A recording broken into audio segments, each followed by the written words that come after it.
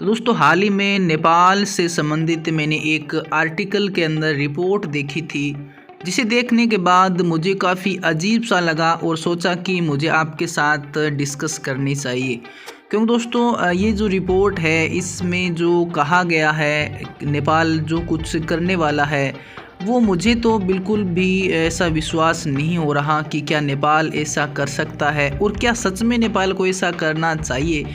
उस पर दोस्तों ये मेरा पॉइंट ऑफ व्यू मैं आपके सामने बता रहा हूँ कि मुझे तो वो बिल्कुल भी पसंद नहीं आया और उस पर आपके क्या विचार है आप मुझे ज़रूर बताएं।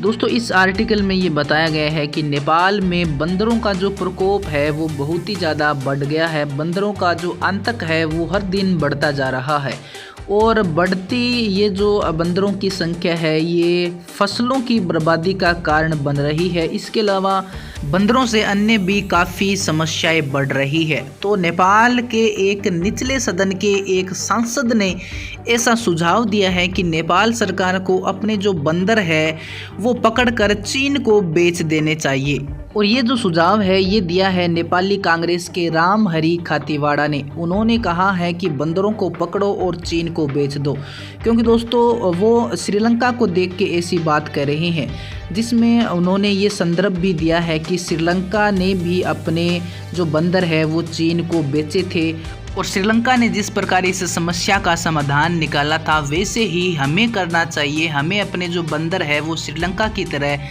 चीन को बेच देने चाहिए। इससे हम बंदरों की जो समस्या है इससे भी बाहर निकल जाएंगे और सरकारी राजस्व भी हमारा बढ़ने वाला है।